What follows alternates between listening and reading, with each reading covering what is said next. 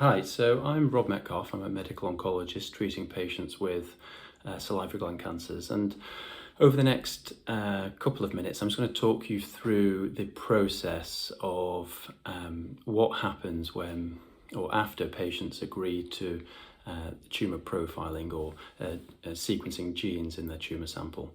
So the first thing to say is that almost always tumour profiling can be done on a sample that's already been collected, so it doesn't require a new operation or a new biopsy. So when someone's had a biopsy in the past or an operation in the past, the sample that was collected, it's dropped in a preservative, it's then put into a wax block, and it's archived or stored in a hospital and then after a number of years off-site. And these samples are all stored normally for up to 30 years. So that's the first thing to say, that the tumour profiling happens on a sample that's already been collected.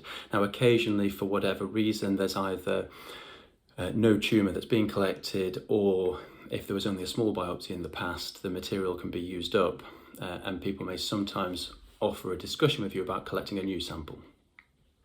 So then what happens next? The tumour sample is called in from the pathology lab, the lab where it's already stored. Now, where it goes next depends what kind of analysis is being done.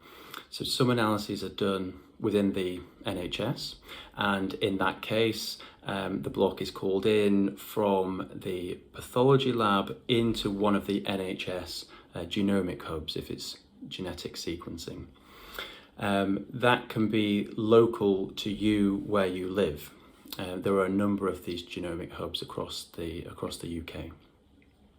The samples then, once it's received in the lab, which in itself might take 1 week to 2 weeks to actually happen and get received, it's then processed by all these sort of standard automated processes to extract the DNA, to sequence the DNA, to issue a report and check all the quality controls. So the process of analysing it may take another week, for instance. And then the sample is sent back to its original lab, and the report is sent back to whoever requested it. So that's this approach through standard NHS labs. Now, the tests that are done as part of standard treatment are different from all the tests which can be done, but many other tests would be classed as research, and they often don't take place in NHS laboratories.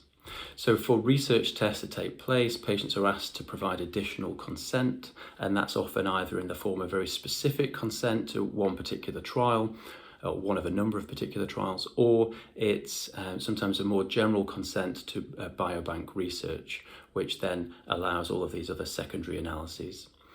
For analyses that fall under research, where they go and how they're processed depends on exactly what research test is being carried out. So sometimes there are other labs in the UK, sometimes at academic institutions like universities, sometimes at commercial institutions. It depends on the provider of the test.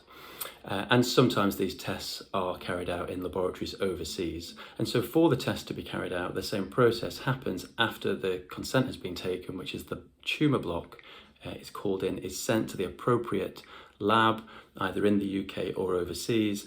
The test is done, the report is issued, and the specimen is then returned back to the host lab. So I hope that demystifies a little bit the process of tumour profiling or genetic sequencing on tumour samples, and also perhaps goes some way at least to explain why it can take weeks to get a readout from tumour samples.